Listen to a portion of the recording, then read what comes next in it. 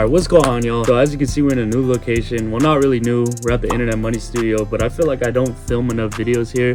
So I just wanted to pick my phone up and shoot a video for you guys today because, yeah, it's been a minute since the last one. But I appreciate all the support. You guys have been going crazy. Also, there's some new music produced by your boy out now. I did track number 3 on the new Fago EP. I did it with Ladoni, Felipe, and Trap Go Crazy. Also, if you guys are interested, I've been doing a lot of one-on-one Discord collabs with people. So if you guys are interested in that, definitely DM me and we'll figure something out. Just been cooking up for people for like an hour. We just chop it up, make beats, and just do whatever. With that being said, let's get straight into this video. So in this video today, I feel like I don't really touch bases on this a lot, but I just wanted to give some key tips and pointers on how to have creative bounces and how to just make beats that just aren't too crazy, because at the end of the day, you got to think of the artist, but it's also good to have some uniqueness to it, and that's what makes your sound your sound. So I got this loop that me, my boy Cade and Nova did. I really like this loop. It came out very cool. It's just a very catchy loop, but I'm gonna show you guys it.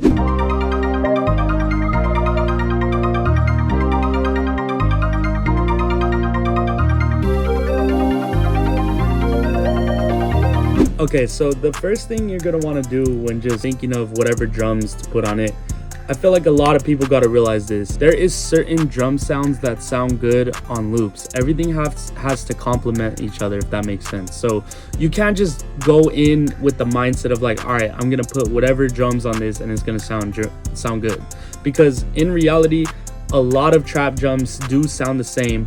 But I strongly believe that certain drum sounds work good for certain loops. Like, it all has to bounce off each other nicely. So usually, like, I like to get a pattern. So for this one, I hear like a clap. So I want to get like a good sounding clap. I feel like this is like a perfect clap.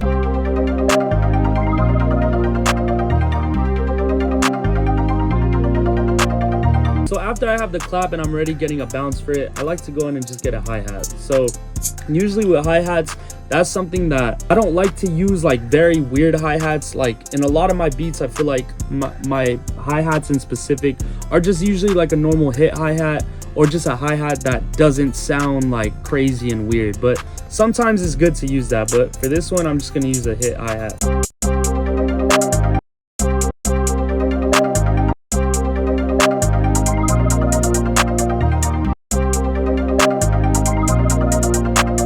As you can see, I'm not overcomplicating everything. I'm not making anything like too crazy, but the space in between the hi-hats allow for somewhat of a different bounce. It allows it to just be somewhat unique without being way too crazy. So usually when I have spaced out hi-hats like this, I'll add little rolls with like a second hi-hat. So I think I'm gonna go pick like one that's like a little bit smaller.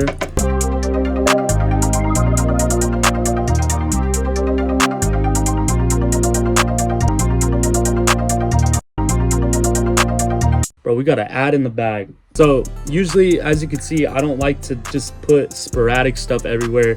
Like, it all has to make sense and just allow like the beat to flow in a proper way. So after I have that, usually I'll go in and I'll get like a snare of some sort.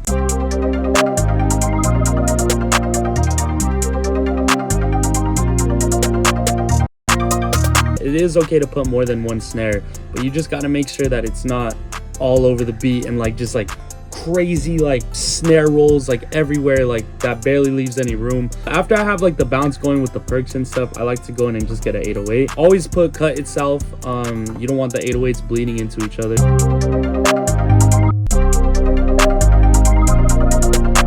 What I'm gonna do, I'm gonna EQ the lows out of this melody because it's clashing with the 808 crazy. I think I'm gonna switch the 808, so I'm gonna put this one. So with this, after I have like the 808s and I hear something else, I'll usually like to go in and add some open hats. Open hats, I feel like, are just good complements that make the impact greater. So if you put them in the right spots, it'll sound really good.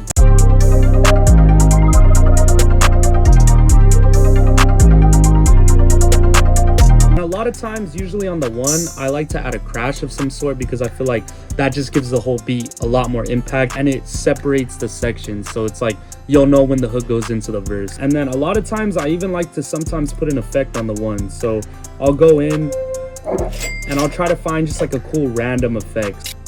Yeah, so I'll use like this, and then I'll blend it in with the crash so it sounds like a cool custom. So say for one section you have this longer 808, you could copy it and paste it over to a completely different sound. So for this one I have the Beethoven 808. We all know this 808, come on. And then with this you could just boost it a little bit just to add more of a punch. So one section will be like this,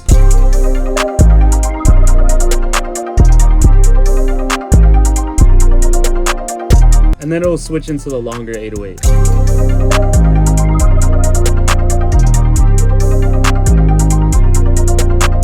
And that's pretty much all I feel like this beat needs. So for arrangement, I'm just gonna go in and split all the channels. So usually arrangement is something that I feel is slept on. It's always good to have like a unique arrangement, and just allow like cool switch ups in the beat so it feels like it has life throughout the beat, like it doesn't just stay the same. I want to have the lows in the intro.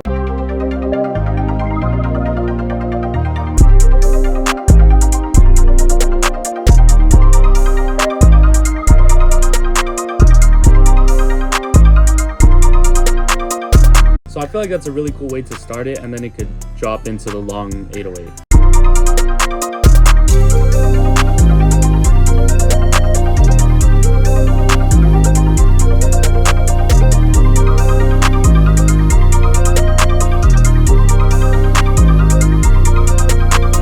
Once you have all that, I like to really just duplicate it over and not make it too complicated, because at the end of the day, if a song's gonna be made, most likely the engineer or the artist, they might want stuff in different areas. They might want to switch up the arrangement, but your job only is to just get it sounding good enough to where the artist could flow, everyone could catch a vibe, and a song could be made. With that being said, I appreciate you guys. You guys have been going so crazy lately, so just let me know in the comments what you guys want to see in future videos. It means the world. Let's get to 10K hopefully within the next couple months, and I'm gonna be dropping a free kit for you guys. I'm gonna drop a 10K kit, so I'll see you guys in the next video.